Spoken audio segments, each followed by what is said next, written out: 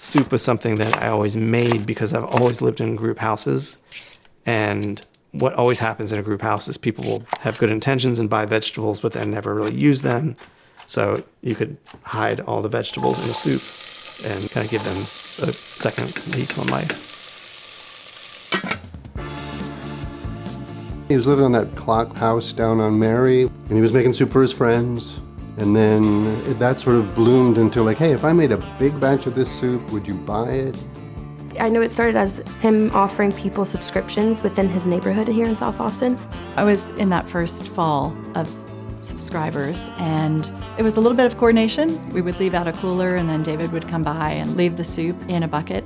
He came to me when I was working at a local restaurant equipment company. 60 quarts, baby. To buy a 60-quart stock pot. And I said, dude, what are you going to do with this? That's a big stock pot. He's well, I make soup. I'm like, oh, cool. And then I delivered on my bicycle. And I was like, you're crazy. The bicycle, it was kind of a stupid joke. I was biking past my friend, and I noticed he had a little baby cargo trailer in the yard.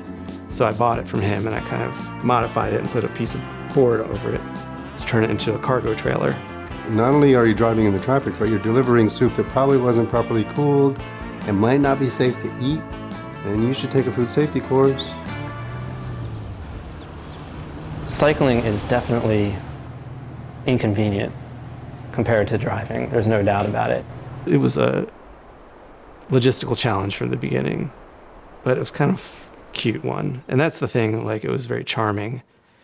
And it was self-consciously anti-capitalist. I mean, it was capitalist, obviously. It was like free enterprise, but it was like, I'm not gathering investors and stuff and building out an expensive place or anything. I'm like doing it in this kind of stupid, unscalable way. And I think people appreciated that.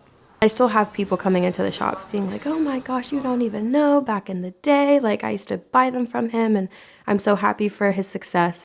You know, he became a sort of local celebrity in a really interesting way. Like, he's this really, you know, unassuming, quiet guy who all of a sudden everybody knows who the Soup Peddler is. It's fantastic if you think about it. And, you know, I try to sell people on the idea that they should be able to cook dinners for their families in less than 24 hours. And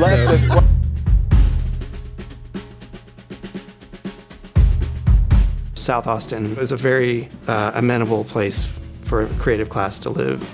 Visually, it was really small, really quaint. There was still a lot of mom and pops around, even in like the central part of the city. The influx of tech companies is what has made Austin what it is.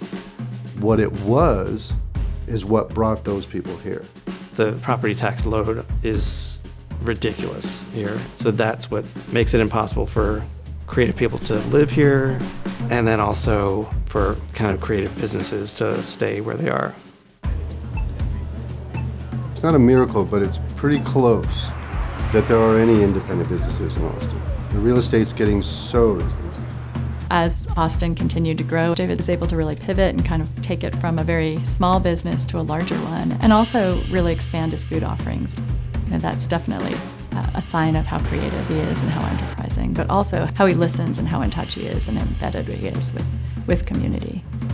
Community was the essence of the business because it was a completely direct word of mouth from person to person, neighbor to neighbor. Even when business started to grow, we would do stone soup parties and bring the customers together, and everyone would bring like a little ingredient, and I would cut everything up, and we would make the soup together, and we'd all eat together. And it was like a really very special kind of thing. I would connect with different nonprofits. I did several big fundraiser parties, and you know, the community connection was always there. We're getting a lot of musicians together. They're donating their time, and we're making some chili, some cornbread, and we're going to just a lot of friendly faces together and charge them money for the good company and the good time.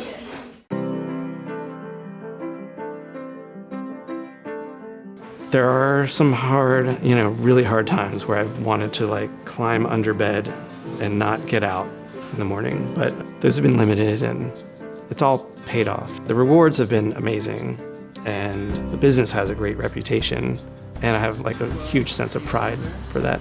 You know, David was really kind of at the forefront of helping Austinites think differently about what they eat, how they eat, and how important it was to support local businesses, especially those that are establishments producing food. And I think he's really continued to be an important spokesperson for small independent businesses. If there's a bar that you love going to, you need to go to it more often. If there's a restaurant, there's something that's unique, you have to go. You have to go more than once a week. Or it'll disappear. It just will.